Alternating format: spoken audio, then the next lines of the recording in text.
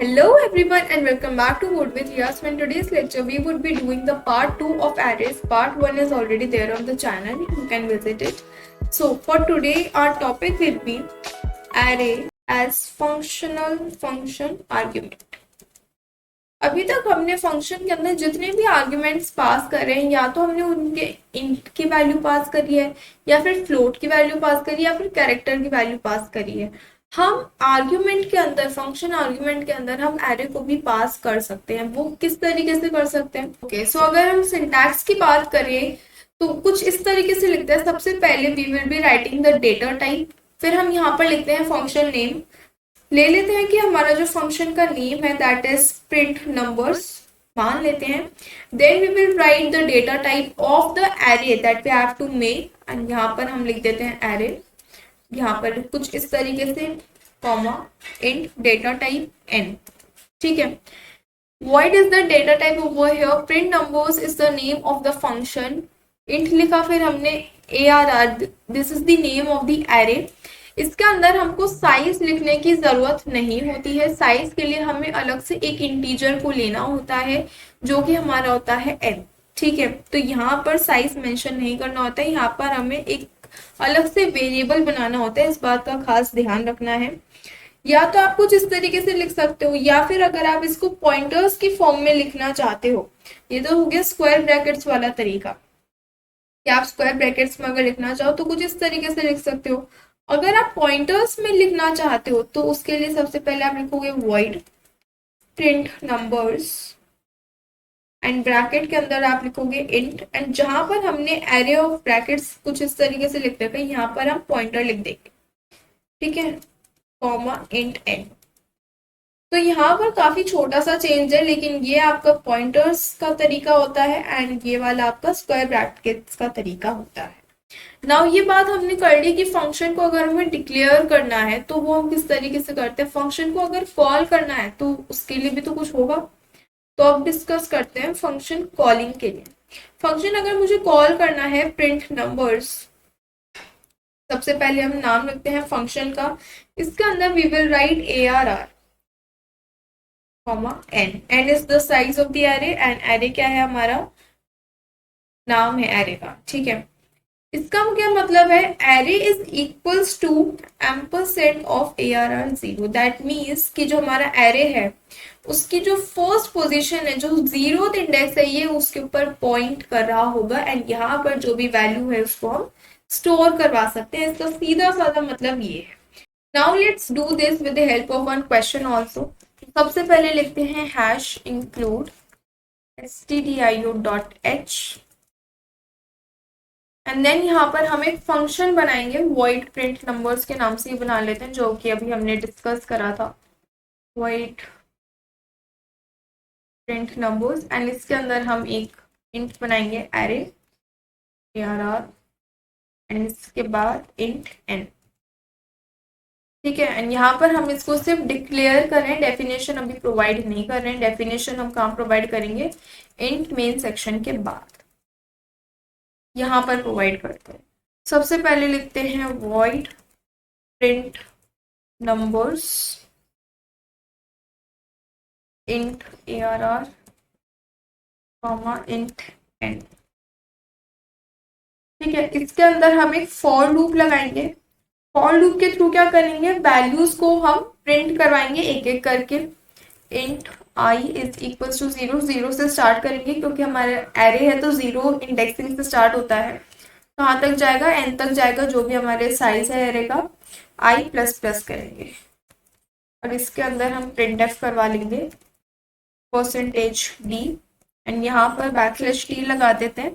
\t का मतलब होता है कि एक टैब जितना स्पेस हमारे पास आ जाता है। आप चाहो तो नेक्स्ट लाइन भी यूज कर सकते हैं एंड यहाँ पर आई लिख देंगे। ठीक है, अब इंट मेन सेक्शन के अंदर हम डेफिनेशन प्रोवाइड करते हैं। इंट arr बना लेते हैं एरे, यहाँ पर इसको हम वैल्यूज प्रोवाइड कर देते हैं। I think 6 would be enough.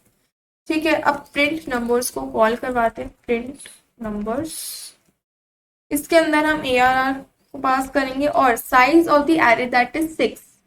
हमारे एरे का साइज क्या है, 6 है। वो पास कर देंगे, देन वील राइट रिटर्न 0 पर। एक बार इसको प्रिंट करवा के देख लेते हैं एंड देन हम इसका ड्राई रन भी समझेंगे। ओके, तो यहाँ पर प्रिंट हो चुका है 1 2 3 4 and 5 with equal spaces because of \t। आप चाहो तो इसको नेक्स्ट लाइन के अंदर भी प्रिंट करवा सकते हो। अब यहीं पर हमारा एक और कॉन्सेप्ट आ जाता है, ट्रेवर्सिंग ऑफ एन एरे। मैंने आपको बेसिकली दोनों topics, traversing of an array, ठीक है। ट्रेवर्सिंग का बेसिकली मतलब क्या होता है? Traversing means that we are visiting an element at least once inside an array. For example, हमारे पास ये एक एरे बना हुआ है, 0th index, first, second, third, fourth index. यहाँ पे टोटल एरे का साइज है 5 and the indexes are up to 4, ठीक है। ट्रेवर्सिंग मीन्स कि हम हर एक इंडेक्स पे जा रहे हैं, हर एक उस पे जो एलिमेंट स्टोर्ड है हम उसे विजिट कर रहे हैं, हम उसे प्रिंट करवा रहे हैं या फिर हम उस पर कोई भी काम करवा रहे हैं। एंड हम ऐसे ही क्या कर रहे हैं, सबके साथ कर रहे हैं। हमने सबसे पहले 0th इंडेक्स पे गए, हमने फर्स्ट एलिमेंट को एक्सेस करा, देन हम फर्स्ट इंडेक्स पे गए, हमने सेकंड एलिमेंट को एक्सेस करा। कुछ इस तरीके से हम पूरे एरे को ट्रेवर्स करते हैं, पूरे एरे को एक बार विजिट कर लेते हैं। और यहाँ पर भी हमने क्या करा है, हमारा जो प्रोग्राम है इसके अंदर हमने हर एक एलिमेंट को विजिट करा है एंड उसे हमने प्रिंट करवाया है, ठीक है। सो बेसिकली मैंने आपको दोनों टॉपिक्स एक ही प्रोग्राम के थ्रू समझा दिया है। अब बात कर लेते हैं इसके ड्राई रन की कि ये फंक्शन कैसे कर रहा है। सबसे पहले हमने अपनी हेडर फाइल लिखी, हमने एक फंक्शन बनाया, void print numbers int array बनाया उसके अंदर, और हमने एक n ले लिया जो कि है साइज ऑफ द एरे को इंडिकेट कर रहा है। आप चाहो तो यहाँ पे पॉइंटर्स के थ्रू भी करवा सकते हो, मैंने यहाँ पे स्क्वायर ब्रैकेट्स के थ्रू करवाया। इंट मेन सेक्शन के अंदर हमने इंट एरे बनाया, उसको हमने एक इनिशियलाइज कर दिया है विद सम वैल्यूज। फिर हमने क्या करा, इस पे आ जाओ, इस फंक्शन पे, ठीक है। तो यहाँ पे हमने जो अपनी डेफिनेशन प्रोवाइड करी है, बेसिकली आई को हमने यहाँ पे डिक्लेयर किया, फिर हमने फॉर लूप लगाया, आई को हमने 0 से स्टार्ट करा, एन तक लेके गए, बिकॉज हमारे जो एरे की साइज होता है that is from 0 to n-1, ठीक है। या तो आप क्या कर सकते थे, I is less than equal to कर सकते थे n-1, या फिर आप कर सकते हो आई इज लेस देन n। दोनों का एक ही मतलब होता है। आई प्लस प्लस करेंगे एंड प्रिंट एफ कर देंगे, जहां पर हमको क्या होगा, सिर्फ और सिर्फ वैल्यू ही प्रिंट होकर आएगी, क्योंकि हमने यहाँ पे कोई भी स्टेटमेंट इंक्लूड नहीं करा है। एरे ऑफ आई, तो स्टार्टिंग में आई की वैल्यू क्या है, 0, तो यहाँ पर एरे में 0th इंडेक्स पे जो भी एलिमेंट है दैट इज 1, वो हमारे पास यहाँ पे प्रिंट होके आ जाएगा। फिर हम वापस से ऊपर जाएंगे एंड देन यहाँ पर होगा आई प्लस प्लस, आई प्लस प्लस जैसे ही होगा तो इसका 0 से इंक्रीमेंट होके क्या हो जाएगा, 1 हो जाएगा। देन हम वापस से यहाँ पर आएंगे ARR ऑफ 1, दैट मीन्स कि हम एरे में जो सेकंड एलिमेंट है हम उसको एक्सेस करने वाले हैं जो कि पोजीशनड है एट इंडेक्स 1, तो यहाँ पर हमको 2 एज एन आउटपुट मिल जाएगा। अगेन आई प्लस प्लस करेंगे तो 2 से इसका इंक्रीमेंट होके हो जाएगा 3, तो हमारे पास अगेन वही प्रिंट होकर आएगा जो कि है 3, ठीक है। अब यहाँ पर अगर आपको कंफ्यूजन हो रहा है between indexing and the values of the elements, तो यहाँ पर आप इनकी वैल्यूज को चेंज भी करके देख सकते हो। Now moving to the next topic. Next topic हमारे पास आता है types of arrays. Types of arrays, arrays basically हमारे पास 2 टाइप्स के होते हैं। एक तो हमारे पास होता है 1D एरे और एक होता है multi dimensional array. 1D array की बात हम अभी तक करते हुए आए हैं एंड मल्टी डायमेंशनल की बात अब हम करेंगे। मल्टी डायमेंशनल के अंदर आपके पास काफी सारे तरीके आ जाते हैं, या तो आप 2D से कर सकते हो, 3D होता है, 4D होता है, या फिर आप जितना भी आगे जाना चाहो जा सकते हो। बट मेनली सी के अंदर आप सिर्फ 2 ही टाइप के एरेज की बात करते हो, that is 1D and 2D। Mostly जो क्वेश्चंस होते हैं, मोस्टली जो प्रॉब्लम्स होती हैं वो आपको इन्हीं 2 के ऊपर मिलती हैं। 3D के ऊपर आपको सी के अंदर अभी कॉलेज लेवल पे अगर आप हो तो आपको इतनी नहीं देखने को मिलती है। अगर आप इंडस्ट्री में जाते हो तो हो सकता है कि कॉम्प्लेक्सिटी होने की वजह से आपको 3D एरे भी यूज करना पड़े, ठीक है। बट जिस तरीके से आप 2D एरे यूज करते हो उसी तरीके से आप बाकी भी एरेज को यूज कर सकते हो। अब बात करते हैं 2D एरे होता क्या है। 2D एरे, ठीक है। अभी तक हमने जब 1D एरे के बारे में पढ़ा था, 1D एरे को हम कुछ इस तरीके से इनिशियलाइज करते थे। इसके अंदर हमें जो भी वैल्यूज लिखनी है हम कुछ इस तरीके से करते थे, number of brackets shows the number of dimensions of an array। यहाँ पर सिर्फ एक ही स्क्वायर ब्रैकेट हमने यूज करा, that means this is a one dimensional array। अगर मैं यहीं पे दो स्क्वायर ब्रैकेट्स को यूज करूं, it means two dimensional array। अब 2D array को हम नॉर्मली इस तरीके से नहीं लिख सकते, हमें कुछ इस तरीके से लिखना पड़ता है, ठीक है। ये तो हो गया जो आउटर ब्रैकेट है, इट विल डिफाइन कि जो टोटल वैल्यूज हमारे पास है वो, एंड यहाँ पर जो इंडिविजुअल कर्ली ब्रैकेट्स है वो बताते हैं कि पर डायमेंशन हमारे पास कितनी वैल्यूज हैं। तो यहाँ पर हमारे पास फॉर एग्जांपल 2 3 है, यहाँ पर हमारे पास 6 7 है। तो ये क्या है हमारे पास 2D एरे के लिए हम इसको डिनोट करते हैं। नाउ अगर मैं यहाँ पर एक एरे बनाऊं, ऑल्सो 2D एरे को यूज कर आप मैट्रिक्स भी बना सकते हो। क्या बना सकते हो आप? इसको यूज करके मैट्रिक्स भी बना सकते हो। मैट्रिक्स इज अ क्वेश्चन जो कि आपको एग्जाम्स के अंदर काफी बार देखने को मिल जाता है। अब इसका मतलब क्या है, इसको एक बार मेमोरी में विजुअलाइज करते हैं। हमारे पास ये टू साइज के हमारे पास दो एरे बन गए, 2 डायमेंशनल के। फॉर एग्जाम्पल इसके अंदर हमने 2 and 3 स्टोर करा था, 2 and 3 इसमें स्टोर्ड है, एंड यहाँ पर हमारे पास स्टोर्ड है 6 and 7। तो यहाँ जो फर्स्ट पोजीशन है इसकी जो इंडेक्सिंग होगी वो सिर्फ 0 नहीं होगी, वो होगी 0,0। सेकेंड की होगी 0,1, थर्ड की होगी 1,0 एंड फोर्थ की होगी 1,1। जब हमने पहले मैट्रिक्स के बारे में पढ़ा था, ठीक है, मैट्रिक्स के बारे में आई होप आपको पता होगा, तो उसके अंदर हम इंडेक्सिंग किस तरीके से करते थे कि हमारा ये जो एलिमेंट होता था कुछ इस तरीके से, तो ये जो फर्स्ट एलिमेंट है ये आप कुछ इस तरीके से विजुअलाइज कर सकते हो कि 2 into 2 की मैट्रिक्स मान लो आप, ठीक है। तो जो फर्स्ट एलिमेंट होगा वो क्या होगा 0 0 0 0 होगा हमारा जो फर्स्ट एलिमेंट है। जो हमारा सेकेंड एलिमेंट है दैट इज 3 वो होगा 0 1। जो हमारा थर्ड एलिमेंट है 6 वो होगा 1 0, एंड जो हमारा फोर्थ एलिमेंट है दैट इज 7 वो होगा हमारा 1 1। तो वही चीजें मैंने आपको यहाँ पर भी लिखकर दिखाई है। So this was for just the understanding of matrix के बारे में आपको पता होना चाहिए, ठीक है। अब इसके बारे में आगे बात करते हैं। नाउ अगर मैंने 2D array बना लिया, नाउ अब मुझे इसके जो भी एलिमेंट्स है उनको एक्सेस करना है, तो वो किस तरीके से एक्सेस करेंगे? थोड़ा सा कंपैरिजन करते हुए चलते हैं। 1D array के अंदर हम किस तरीके से एक्सेस कर रहे थे, अगर मुझे फर्स्ट एलिमेंट को एक्सेस करना है तो मैं कुछ एरे ऑफ 0 इंडेक्स कुछ इस तरीके से लिखती थी, और जो भी वैल्यू है वो मेरे पास आ जाती थी। अगर मुझे सेकेंड वैल्यू का अगर मुझे एक्सेस करना है तो मुझे फर्स्ट इंडेक्स लिखना पड़ता था। ऐसे ही थर्ड वैल्यू के लिए इस तरीके से हम 1D array के अंदर वैल्यूज को एक्सेस करते थे। बात करें अगर 2D array में एक्सेस करने के लिए, तो उसके लिए हम ARR लिखते हैं। सो यहाँ पर हम बात करते हैं कि जो फर्स्ट इंडेक्स पे मेरे पास फर्स्ट एलिमेंट है मुझे वो शो कर दूं, तो वो हमारे पास क्या शो करेगा? 2 शो कर देगा। अगर मेरे एरे के अंदर फर्स्ट एरे के अंदर जो मेरी सेकंड पोजीशन है वो क्या है 3 है, तो ये मुझे 3 शो कर देगा।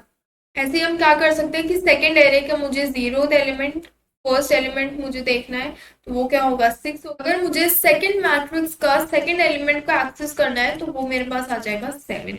तो कुछ इस तरीके से आप क्या कर सकते हो, जो भी आपके एरे के अंदर एलिमेंट्स है आप उनको एक्सेस कर सकते हो। ऑल्सो एक बात ध्यान रखना that whenever we have to visualise 2D array, we have to visualize it with the help of a matrix. For example, ये मेरे पास 1D array बन गया, ठीक है। इसी के अंदर अगर मैं 2D array बनाना चाहती हूँ तो इसी के नीचे आ जाएगा, ये बन गया मेरे पास 2D array। अगर मैं एक 3D array बनाना चाहती हूँ तो इसी के नीचे हम क्या कर सकते हैं, एक 3D array भी बना सकते हैं। तो बेसिकली क्या होगा, ये यहाँ से ले तक n भी जा सकता है, n-1 भी जा सकता है, जितना आपको बनाना है उतना बन सकता है। बट एक बात का हमें ध्यान रखना है that every array will be of same size. अगर फर्स्ट एरे मैंने 2 का बनाया है, अगर फर्स्ट एरे मैंने 2 साइज का बनाया है, तो जो सेकंड एरे है वो भी साइज ऑफ 2 का ही बनेगा, थर्ड एरे भी साइज ऑफ 2 का ही बनेगा, ठीक है। तो इस बात का ध्यान रखना है। ऐसा नहीं करना है कि फर्स्ट एरे तो हमने बना लिया 3 साइज का, सेकेंड एरे हम बना रहे हैं 2 साइज का, तो ये मैट्रिक्स की फॉर्म में शो फिर नहीं होगा, ये बहुत ही डिसबैलेंस हो जाएगा, ठीक है। इसी को जो हमने अभी समझा, इसी को हम एक बार कोड करके देख लेते हैं 2D array के लिए। so that we are able to understand this concept. Okay सबसे पहले अपनी हेडर फाइल का नाम लिख लेते हैं and then int main we are given 2 students, हमें उनके 3 सब्जेक्ट्स के अंदर मार्क्स को क्या करवाने, स्टोर करवाने। तो बेसिकली हमारे पास 2 स्टूडेंट्स हैं, उनके हमको 3 सब्जेक्ट्स के अंदर मार्क्स जो हैं वो स्टोर करवा कर देखने हैं। ठीक है, अब इसको किस तरीके से करते हैं, ये मैंने कमेंट लिखा है और यहाँ से स्टार्ट करते हैं। इंट मार्क्स नाम का एरे बना लेते हैं एंड ये होगा एक 2D एरे। तो यहाँ पर हम स्टोर कर लेते हैं 2 एंड यहाँ पर कर लेते हैं 3। ठीक है, तो मेमोरी लोकेशन की अगर हम बात करें तो वहां पर किस तरीके से स्टोर होगा, कुछ इस तरीके से स्टोर होगा कि सबसे पहले तो हमने एक सब्जेक्ट के मार्क्स एंटर करवाए, देन हमने सेकंड के करवाए, देन हमने थर्ड के करवाए। This is for student 1। For the second student भी हम सेम चीज ही फॉलो करने वाले। नाउ यहाँ पर क्या करेंगे, मार्क्स ऑफ फर्स्ट स्टूडेंट, इसके फर्स्ट सब्जेक्ट में जो मार्क्स है वो हमें यहाँ पे शो हो जाने चाहिए। हम क्या करते हैं, इसकी वैल्यू को 99 फिक्स कर देते हैं। मार्क्स एट फर्स्ट स्टूडेंट और second subject, first second subject कर देते हैं 89 and marks of first student of third subject will be 80। ठीक है, सेम चीजें हम करने वाले हैं सेकंड के लिए। सेकंड स्टूडेंट के लिए भी हमारे पास सेम चीजें ही आ जाएगी, बस यहाँ पे हम सेट ऑफ मार्क्स को चेंज कर लेते हैं।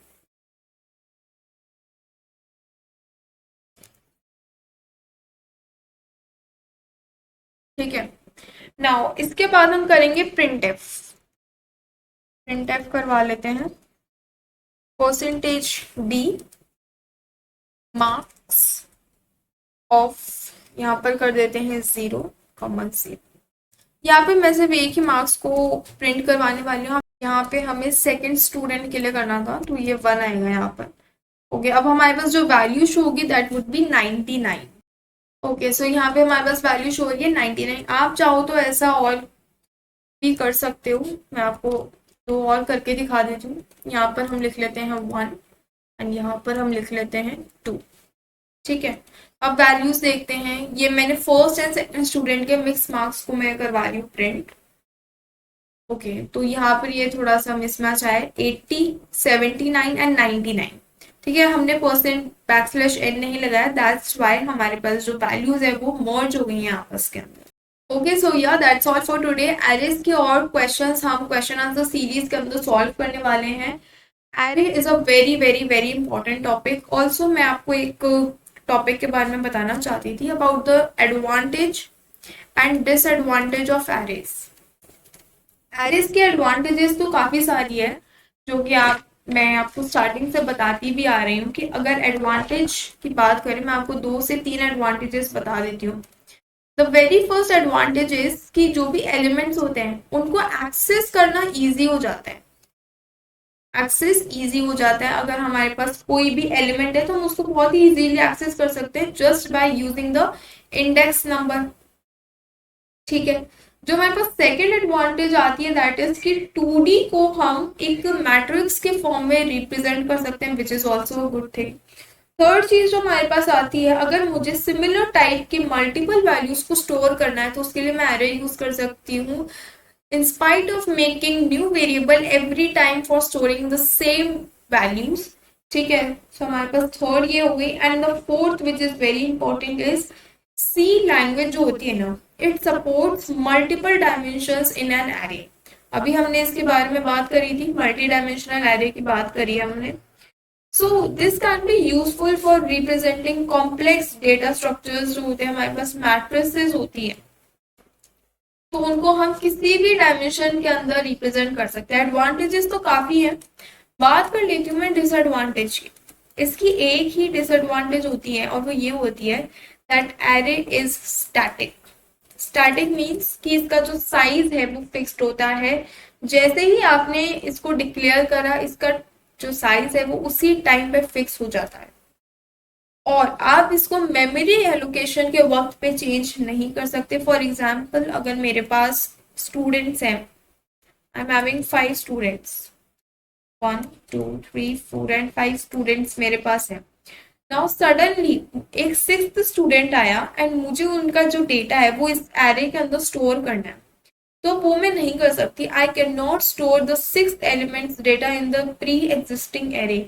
इसके लिए मुझे एक न्यू एरे बनाना पड़ेगा ऑफ साइज 6। ठीक है, तो मुझे यहाँ पे एक न्यू एरे बनाना पड़ेगा ऑफ साइज 6। जो 5 तक की वैल्यूज है उनको मुझे कॉपी करना पड़ेगा एंड देन मुझे 6th वाले की वैल्यू को ऐड करना पड़ेगा यहाँ पर। तो ये थोड़ा सा कॉम्प्लेक्स प्रोसेस हो जाता है। अब किसी की भी अगर डिसएडवांटेज होती है तो उसको पूरा करने के लिए हमारे पास एक नई चीज भी आती है। तो जो एरे की डिसएडवांटेज है उसको ओवरकम करने के लिए हमारे पास एक टॉपिक आता है linked list. Linked list is not a part of C language, ये आप पढ़ते हो डेटा स्ट्रक्चर्स के अंदर। डेटा स्ट्रक्चर्स में क्या होता है, जो लिंक्ड लिस्ट टॉपिक होता है वो एरे की ये जो डिसएडवांटेज होती है कि आप एक टाइम पे जो आपने साइज बना दिया वो फिक्स रहता है, ये इसको ओवरकम कर देता है। अभी हम लिंक्ड लिस्ट की डिटेल में नहीं जाएंगे। So yeah, that's all for today. Subscribe the channel if you are new to the channel and don't forget to hit the bell icon. Thanks for watching this video and I'll meet you in the next video. Thank you so much.